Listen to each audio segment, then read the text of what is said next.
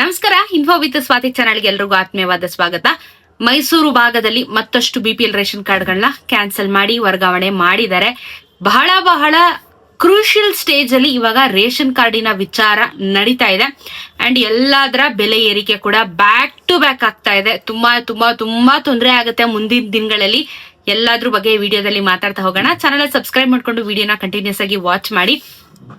ಇದು last week, almost ಈ ತಿಂಗಳ ಒಂದು ಲಾಸ್ಟ್ ವೀಕ್ಗೆ ನಾವಿನ್ನೇನು ನಾಳೆಯಿಂದ ಶುರು ಆಗುತ್ತೆ. ಬಹಳಷ್ಟು ಬದಲಾವಣೆಗಳು ಕೂಡ ಆಗುತ್ತೆ. ಇದ್ರ ಬೆನ್ನಲ್ಲೇನೆ ಬಹಳಷ್ಟು ಬೆಲೆ ಏರಿಕೆ ಆಗಿರುವಂತದ್ದನ್ನು ನೀವು ಕಂಟಿನ್ಯೂಸ್ ಆಗಿ ನೋಡಿದೀರಾ. ಇದ್ರ ಬೆನ್ನಲ್ಲೇನೆ ರೇಷನ್ ಕಾರ್ಡ್ನು ಇದಕ್ಕೆ ಸಂಬಂಧ ಇದೆ. ಯಾಕೆ ಅಂತ ಅಂದ್ರೆ, ರೇಷನ್ ಕಾರ್ಡ್ ಇದ್ರೆ ನಿಮ್ಗೆಲ್ರಿಗೂ ಎಷ್ಟೆಲ್ಲ ಅನುಕೂಲ ಇದೆ. ಮೆಡಿಕಲ್ ಫೀಸ್ಗಳು ಫ್ರೀ ಆಗಿ ಸಿಗುತ್ತೆ. ರೇಷನ್ಗಳು ಗೌರ್ಮೆಂಟ್, ಸೆಂಟ್ರಲ್ ಗೌರ್ಮೆಂಟ್ ಕಡೆಯಿಂದ ಬರ್ತಾ ಇರುವಂತ ಯೋಜನೆಗಳಿಂದ ನೀವೆಲ್ಲರಿಗೂ ಲಾಭ ಇದೆ. ಇದೆಲ್ಲ ಇದ್ದಾಗೂ ಕೆಲವೊಂದಷ್ಟು ಜನ ಇದನ್ನ ದುರ್ಬಳಕೆ ಮಾಡ್ಕೊಳ್ತಾ ಇರುವಂತದ್ದು ಅಥವಾ ಮಿಸ್ಯೂಸ್ ಮಾಡ್ಕೊಳ್ತಾ ಇರುವಂತದ್ದು ಬಹಳ ಸಂಖ್ಯೆ ಜಾಸ್ತಿ ಆಗಿದೆ.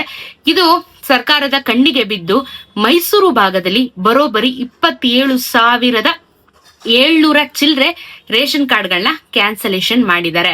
ಸೊ ಇದು ಮೈಸೂರು ಭಾಗದಲ್ಲಿ ಏನ್ ತೊಂದರೆ ಆಗ್ತಾ ಇದೆಯಲ್ಲ, ಅದು ಅಲ್ಲಿಗೆ ಮಾತ್ರ ಸೀಮಿತ ಅಲ್ಲ. ಎಲ್ಲಾ ಕಡೆ ಕರ್ನಾಟಕದಲ್ಲಿ ದೊಡ್ಡ ತೊಂದರೆ ಆಗಿದೆ. ನಾನು ಹೇಳ್ತಾ ಇರ್ತೀನಿ ನಿಮ್ಗೆ, ಮಂತ್ ಎಂಡ್ ಅಲ್ಲಿ ಯಾವಾಗ್ಲೂ ರೇಷನ್ ಕಾರ್ಡ್ ಎಷ್ಟು ಕ್ಯಾನ್ಸಲ್ ಆಗಿದೆ, ಎಷ್ಟು ವರ್ಗಾವಣೆ ಆಗಿದೆ ಅಂತ ಹೇಳ್ಬಿಟ್ಟು ಗೌರ್ಮೆಂಟ್ ಕಡೆಯಿಂದ ಒಂದು ಇದು ಪ್ರೆಸ್ ನೋಟ್ ನ ರಿಲೀಸ್ ಮಾಡ್ತಾರೆ. ಬಿಕಾಸ್ ಸ್ಟೇಟ್ಮೆಂಟ್ ಗಳನ್ನ ಕೊಡ್ಬೇಕಲ್ವಾ. ಮುಂದೆ ಬರುವಂತ ರೇಷನ್ ಕಾರ್ಡ್ ಗಳಿಗೆ ಎಷ್ಟು ಸ್ಲಾಟ್ ಖಾಲಿ ಇದೆ ಅಂತ ಲೆಕ್ಕ ಕೊಡ್ಬೇಕು ಅಂತಂದ್ರೆ ಅವರು ಮಂತ್ ಎಂಡ್ ಅಲ್ಲಿ ಎಲ್ಲಾನು ಡೀಟೇಲ್ಸ್ ನ ಕೊಡ್ತಾ ಇದ್ದಾರೆ. ಬಟ್ ಈ ತಿಂಗಳಲ್ಲಿ ಬಹುಶೇಕಡ ನಮ್ಗೆ ಏನಾಗಿತ್ತು ಅಂದ್ರೆ, 4-5 ಜಿಲ್ಲೆಗಳಲ್ಲಿ ಎಷ್ಟೆಷ್ಟು ರೇಷನ್ ಕಾರ್ಡ್ಗಳು ಕ್ಯಾನ್ಸಲ್ ಆಗಿದೆ, ಮುಂದಕ್ಕೆ ಏನ್ ಮಾಡ್ತೀವಿ ಅನ್ನೋದ್ರ ಬಗ್ಗೆ ಒಂದಷ್ಟು ವರದಿನ ಈ ತಿಂಗಳಲ್ಲಿ ಆಕ್ಚುಲಿ ಸಿಕ್ತು ನಮೀಗ. ಸೊ ಇದರ ಬೆನ್ನಲ್ಲೇನೆ 27,700 ಚಿಲ್ಲರೆ ರೇಷನ್ ಕಾರ್ಡ್ಗಳನ್ನ ಮೈಸೂರು ಭಾಗದಲ್ಲಿ ಕ್ಯಾನ್ಸಲ್ ಮಾಡಿದ್ದಾರೆ. ಈ ರೇಷನ್ ಕಾರ್ಡ್ಗಳು ಜಾಸ್ತಿ ಯಾರ್ದು ಗೊತ್ತಾ ಕ್ಯಾನ್ಸಲ್ ಆಗಿರೋದು? ತುಂಬಾ ರಿಚ್ ಆಗಿರುವಂತವ್ರು, ಅಂದ್ರೆ ಇವ್ರು ಮಿಡಲ್ ಕ್ಲಾಸ್ ಅಲ್ವೇ ಅಲ್ಲ, ಇವರೆಲ್ಲ ಚೆನ್ನಾಗಿರೋರು, ಸ್ವಂತ ಮನೆ ಇರೋರು, ಕಾರ್ಗಳಿರೋದು, ಎಲ್ಲ ವೆಲ್ ಸೆಟಲ್ಡ್ ಆಗಿರುವಂತ ರೇಷನ್ ಕಾರ್ಡ್ಗಳು ಇರುವಂತವ್ರದ್ದು ಹುಡುಕಿ ಕ್ಯಾನ್ಸಲೇಷನ್ ಮಾಡಿದ್ದಾರೆ. ಫಸ್ಟ್ ಆಫ್ ಆಲ್, ನೀವುಗಳಿಗೆ ಏನಕ್ಕೆ ಬೇಕಾಗಿತ್ತು ಬಿಪಿಎಲ್ ರೇಷನ್ ಕಾರ್ಡ್? ನೋಡಿ, ನೀವು ಮಾಡುವಂತ ತೊಂದರೆಯಿಂದ ಈ ಕಡೆ ಹೊಸ ರೇಷನ್ ಕಾರ್ಡ್ ಅರ್ಜಿ ಸಲ್ಲಿಸೋದಕ್ಕೂ ಅವಕಾಶ ಕೊಡ್ತಾ ಇಲ್ಲ. ಬರೀ ಕ್ಯಾನ್ಸಲೇಷನ್ ಅಂತ. 2 ತಿಂಗಳ ಹಿಂದೆ ಟೋಟಲ್ ಆಗಿ ಕ್ಯಾನ್ಸಲೇಷನ್ ಆಗಿದ್ರಲ್ಲಿ 15 ಲಕ್ಷ ನಾವು ನಂಬರ್ಸ್ ನ ನೋಡಿದ್ವಿ. 15 ಲಕ್ಷ ರೇಷನ್ ಕಾರ್ಡ್ಗಳನ್ನ ಕ್ಯಾನ್ಸಲ್ ಮಾಡಿದ್ದಾರೆ ಅಂತ ಹೇಳ್ಬಿಟ್ಟು. ಸೊ 2 ತಿಂಗಳಾದ್ಮೇಲೆ ಈ ತಿಂಗಳಲ್ಲೇ ನಮ್ಗೆ ಬಹಳಷ್ಟು ವರದಿಗಳು ಸಿಕ್ತು. ಕೆಲವೊಂದು ಕಡೆ ಅಂತೂ 50,000 ರೇಷನ್ ಕಾರ್ಡ್ ಕ್ಯಾನ್ಸಲ್ ಮಾಡಿದ್ರು. ಇವಾಗ ನೋಡಿ 27,000 ರೇಷನ್ ಕಾರ್ಡ್ಗಳನ್ನ ಕ್ಯಾನ್ಸಲ್ ಮಾಡಿದ್ದಾರೆ. ಇದನ್ನೆಲ್ಲ ಒಂದು ಕಡೆಯಿಂದ ಕೂಡಿಟ್ಕೊಂಡು ನೋಡಿದ್ರೆ ಬರೋಬ್ಬರಿ ಏನಿಲ್ಲ ಅಂದ್ರೆ ಇನ್ನೂ ಡೀಟೇಲ್ಸ್ ಗಳು ಬರ್ಬೇಕು ನಮಗೆ. ಅಂದಾಜಾಗಿ ಲೆಕ್ಕ ಹಾಕಿದ್ರು ಒಂದು 17 ಲಕ್ಷ ಬಿಪಿಎಲ್ ರೇಷನ್ ಕಾರ್ಡ್ಗಳು ಕ್ಯಾನ್ಸಲೇಷನ್ ಆಗಿದೆ ಅಂತ ಅನ್ಕೊಳ್ಳೋಣ. 17 ಲಕ್ಷ ರೇಷನ್ ಕಾರ್ಡ್ಗಳು ಕ್ಯಾನ್ಸಲ್ ಆಗಿದ್ರು. ಹೊಸ ರೇಷನ್ ಕಾರ್ಡ್ಗಳಿಗೆ ಅರ್ಜಿನ ಇನ್ನ ಯಾಕೆ ಪ್ರಾರಂಭ ಮಾಡ್ತಾ ಇಲ್ಲ ಅನ್ನೋದು ನಮ್ಮೆಲ್ಲರ ಪ್ರಶ್ನೆ. ನಾನು ಎವ್ರಿ ಟೈಮ್ ರೇಷನ್ ಕಾರ್ಡಿನ ವಿಚಾರಣವಾಗಿ ವಿಡಿಯೋ ಮಾಡಿದಾಗ ನಂಗೆ ಹೊಸ ರೇಷನ್ ಕಾರ್ಡ್ ಅರ್ಜಿ ಯಾವಾಗ ಪ್ರಾರಂಭ ಆಗುತ್ತೆ ತಿಳಿಸಿ ಅಂತೀರಾ. ಬಟ್ ಇಷ್ಟೆಲ್ಲ ಕ್ಯಾನ್ಸಲೇಷನ್ ಆಗಿ ಇಷ್ಟೆಲ್ಲ ಸ್ಲಾಟ್ಗಳು ಫ್ರೀ ಇದ್ರೂ ಕೂಡ ಗೌರ್ಮೆಂಟ್ ಕಡೆಯಿಂದ ಇನ್ನೂ ರೇಷನ್ ಕಾರ್ಡ್ಗಳಿಗೆ ಅರ್ಜಿ ಸಲ್ಲಿಸೋದಕ್ಕೆ ಸರ್ವರ್ನ ಓಪನ್ ಮಾಡಿಲ್ಲ. ಇದು ವಿಪರ್ಯಾಸ. ಅಂಡ್ ಇವಾಗ ಬೆಲೆ ಏರಿಕೆ ವಿಚಾರವಾಗೂ ನಾನು ನಿಮ್ಮ ಹತ್ರ ಮಾತಾಡ್ತಿದ್ದೆ. ಬೆಲೆ ಏರಿಕೆ ಆಗ್ತಾ ಇದೆ ಮುಂದಿನ ದಿನಗಳಲ್ಲಿ. ಇವಾಗ ಗೊತ್ತು, ಪೆಟ್ರೋಲ್ ಒಂದೇ ವಾರದಲ್ಲಿ 3 ಬಾರಿ ಪ್ರೈಸು ಏರಿಕೆ ಆಗಿದೆ. 90 ಪೈಸೆ ಅಂದ್ರೆ 10 ರೂಪಾಯಿ, 1 ರೂಪಾಯಿ ರೌಂಡ್ ಆಫ್ ಮಾಡ್ತಾರೆ.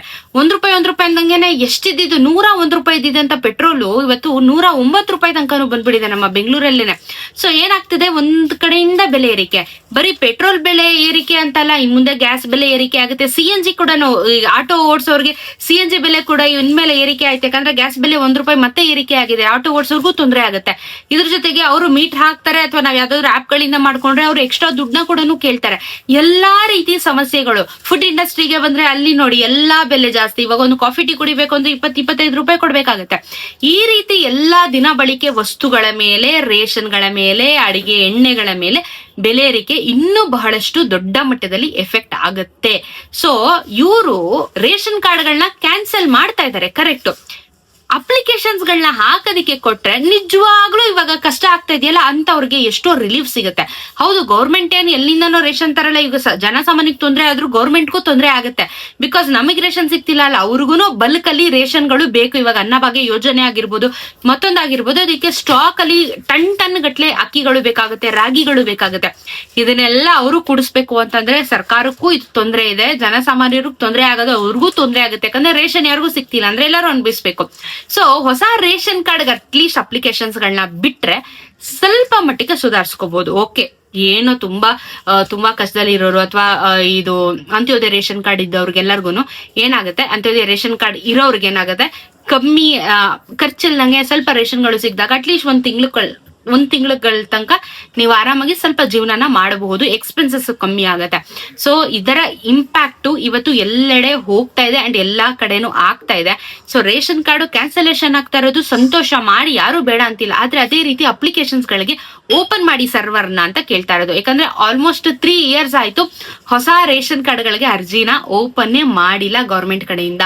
ಬರೀ ತಿದ್ದುಪಡಿ KYC ಮಾಡ್ಬಿಟ್ರೆ ಆಗಲ್ಲ. ಹೊಸ ರೇಷನ್ ಕಾರ್ಡ್ ಏನು ಇಲ್ದಿರೋರು ರೇಷನ್ ಕಾರ್ಡ್ ಏನ್ ಮಾಡ್ತಾರೆ? ಸೊ ಇಂಥವ್ರಿಗೆ ದೊಡ್ಡ ಸಮಸ್ಯೆ ಆಗ್ತಾ ಇದೆ. ಇದರ ಬಗ್ಗೆನು ಮೊನ್ನೆ ಗೃಹಲಕ್ಷ್ಮಿದು ನೋಡ್ತಿದ್ವಿ ನಾವು, ಹೈಕೋರ್ಟಿಗೆ ಹೋಗಿ ಅರ್ಜಿ ಸಲ್ಲಿಸಿರುವಂತದ್ದು. ಸೊ ಅದೇ ತರ ಇದು ಏನಾದ್ರು ಅರ್ಜಿ ಸಲ್ಲಿಸ್ತಾರ ಯಾರಾದ್ರು ದೊಡ್ಡ ಮನ್ಸ್ ಮಾಡಿ ರೇಷನ್ ಕಾರ್ಡ್ ಗಳಿಗೆ ಅಪ್ಲಿಕೇಶನ್ ಓಪನ್ ಮಾಡಿ ಅಂತ. ಬಿಕಾಸ್ ಸರ್ವರ್ ಅಲ್ಲಂತೂ ಯಾವುದೇ ರೀತಿ ಆಗಿರುವಂತ ತೊಂದರೆ ಇಲ್ಲ.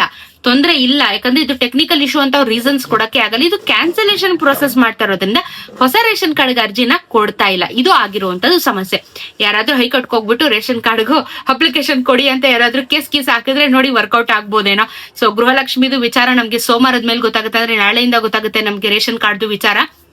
ಅದ್ರ ಬಗ್ಗೆ ಅಪ್ಡೇಟ್ ಬಂದ್ ಕೂಡಲೇ ನಾನು ವಿಡಿಯೋ ಮಾಡಿ ತಿಳಿಸ್ಕೊಡ್ತೀನಿ ನಿಮ್ಗೆ ಏನಾಯ್ತು, ಏನು ಉತ್ತರ ಕೊಟ್ಟಿದ್ದಾರೆ ಗೌರ್ಮೆಂಟ್ ಕಡೆಯಿಂದ ಅಂತ ಹೇಳ್ಬಿಟ್ಟು. ಬಿಕಾಸ್ ಅವ್ರಿಗೆ ಅದು ಆಲ್ರೆಡಿ ನೋಟಿಸ್ ಹೋಗಿದೆ, ಅದನ್ನು ನಾನು ನಿಮ್ಗೆ ಸೋಮವಾರದ ಮೇಲೆ ಅಪ್ಡೇಟ್ ಮಾಡ್ತೀನಿ ಏನಾಯ್ತು ಅಂತ ಹೇಳ್ಬಿಟ್ಟು.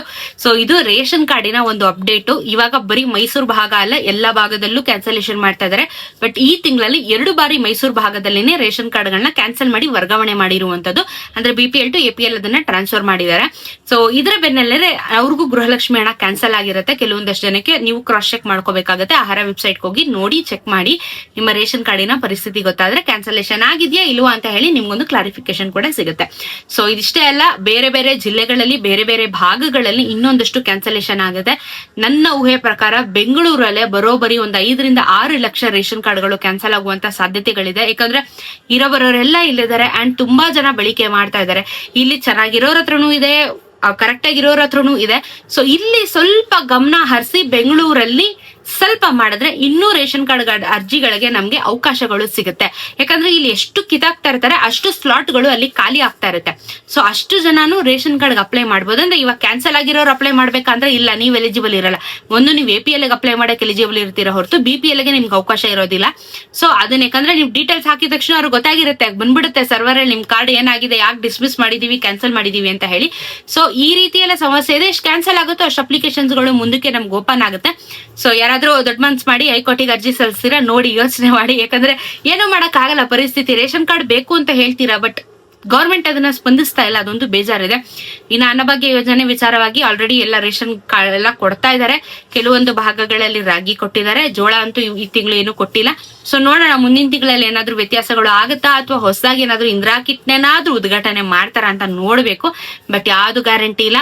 ನಾವು ರೇಷನ್ ಡಿಪೋಗಳ ಮುಂದೆ ಹೋಗಿ ನಿಂತಾಗ್ಲೇ ಗೊತ್ತಾಗೋದು, ಹೌದು ಈ ತಿಂಗಳು ಬರೀ ಅಕ್ಕಿ ಕೊಟ್ಟಿದ್ದಾರೆ, ಇಲ್ಲ ಎಕ್ಸ್ಟ್ರಾ ಏನಾದ್ರು ಕೊಟ್ಟಿದ್ದಾರೆ ಅಂತ ಅವಾಗ್ಲೇ ಗೊತ್ತಾಗೋದು. ಸೊ ಅದನ್ನೆಲ್ಲ ನಾನು ಅಪ್ಡೇಟ್ ಮಾಡ್ತಾ ಇರ್ತೀನಿ. ಚಾನೆಲ್ ಸಬ್ಸ್ಕ್ರೈಬ್ ಮಾಡ್ಕೊಳ್ಳಿ. ಸಿಗೋಣ ಇನ್ನೊಂದಷ್ಟು ವಿಡಿಯೋಲಿ. ನಮಸ್ಕಾರ.